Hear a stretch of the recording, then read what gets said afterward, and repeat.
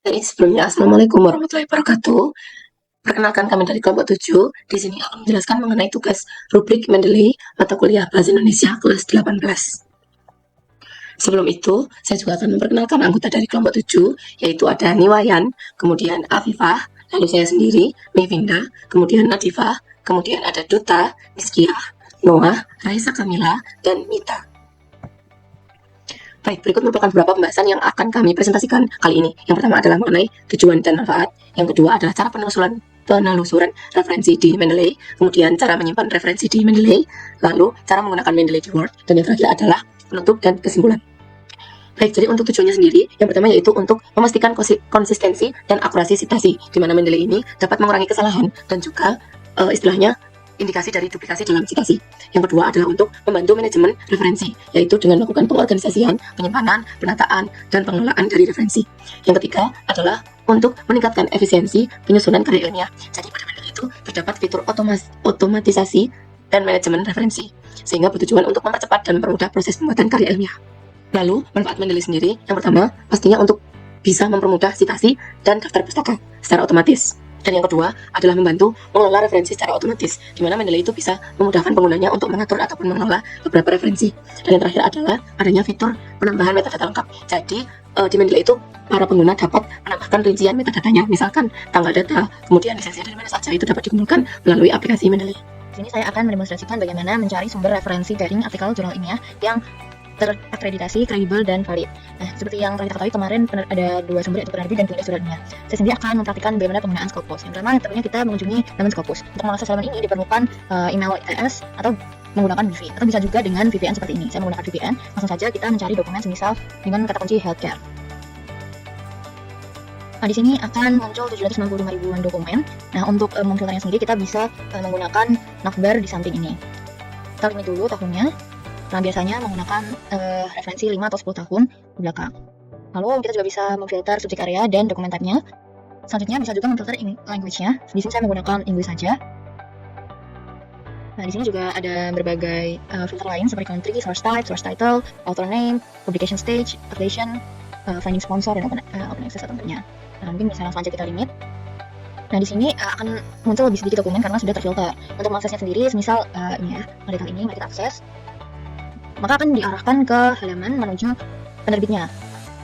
Kita juga bisa membaca abstrak dan sebagainya. Lalu untuk mendownloadnya sendiri bisa dengan klik view PDF. Seperti ini. Nah, dan lalu ini akan diarahkan ke SenseDirect. Penerbitnya adalah SenseDirect. Dan kita bisa view lagi dan ada verifikasi.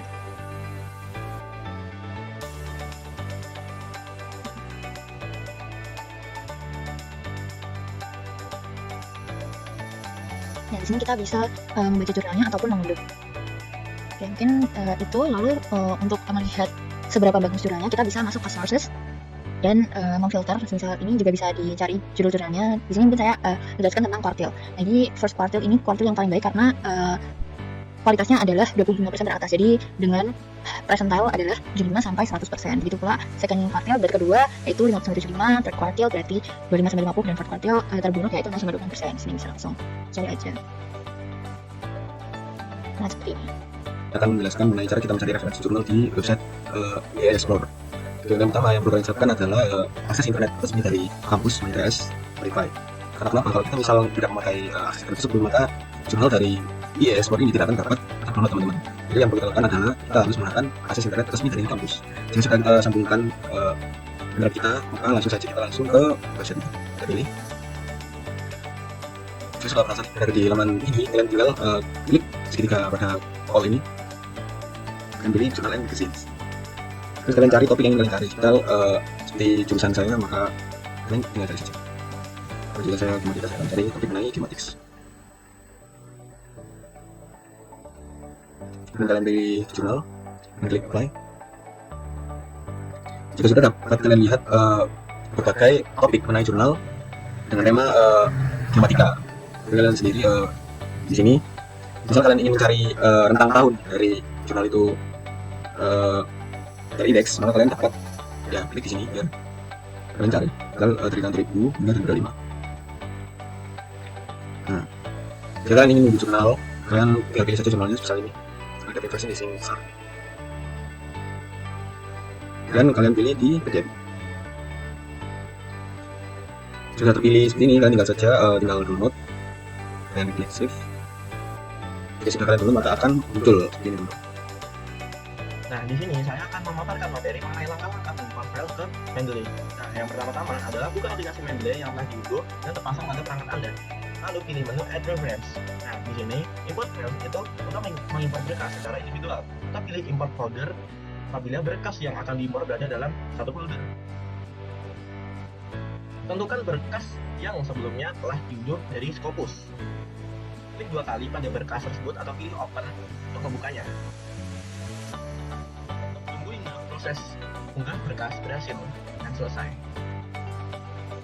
Nah, setelah proses selesai, berkas akan otomatis terimport dan tersimpan dalam pustaka Mendeley Anda. Ya, terima kasih. Untuk membuat folder baru di Mendeley, kita bisa menggunakan klik folder, kemudian new folder, lalu kita menuliskan nama folder baru seperti survei batas wilayah. Kemudian kita menuju ke all documents, lalu memilih dokumen jurnal yang memiliki judul atau topik yang sama, yakni ini. Kemudian kita pindahkan kita drag ke survei batas wilayah. Kita tunggu sampai dengan muncul filenya, itu bisa kita drag lagi. Nah, apabila sudah muncul seperti ini, lalu kita bisa membuka dokumen dari jurnal tersebut untuk melakukan tagging.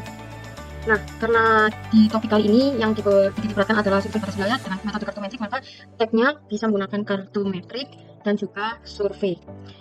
Nah, setelah seperti ini, kita menuju ke My Library untuk mencari filter by my text. Sebenarnya ada 4 filter, yakni filter by author, keywords, filter by authors, filter by my text, dan filter by publication. Yang baru saja kita buat adalah filter by my text. Kemudian untuk menguji apakah tagnya sudah berhasil, kita klik saja di search, lalu kartometrik.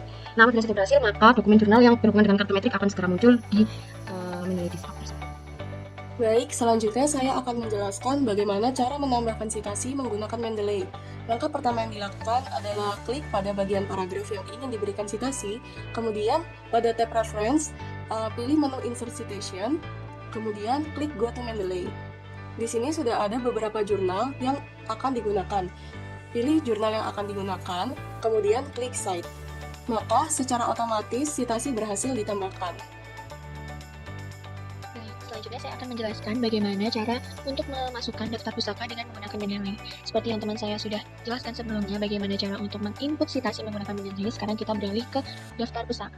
Cara untuk menginput daftar pustaka menggunakan Mendeley, teman-teman tinggal buka tab reference di Word teman-teman sekalian, kemudian masuk ke Mendeley site.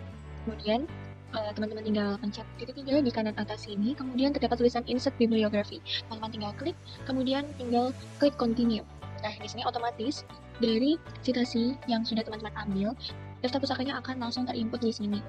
Teman-teman tinggal perbaiki formatnya saja, baik dari font, ukuran font, kemudian paragrafnya, dan daftar pustaka teman-teman sudah terinput di sini. Nah, apabila nanti terdapat referensi tambahan dan lain sebagainya, teman-teman bisa update lagi secara manual melalui Mendeley site. Nah, itu dia video tutorial mengenai cara penggunaan aplikasi Mendeley. Dari video tersebut, kita dapat memahami bahwa aplikasi Mendeley terbukti sangat membantu dalam proses manajemen referensi. Aplikasi Mendeley ini tidak hanya membantu dalam mengatur dan juga menyimpan artikel jurnal, tetapi juga memudahkan kita dalam proses pembuatan citasi maupun daftar pustaka sesuai dengan format yang kita butuhkan. Dengan demikian, waktu pengerjaan menjadi lebih efisien, penulisan menjadi lebih terstruktur dan terhindar dari kesalahan penulisan citasi. Semoga dengan video yang kita buat ini bisa bermanfaat bagi teman-teman semua. Terima kasih sudah menyimak video dari kami. Sekian, wassalamualaikum warahmatullahi wabarakatuh.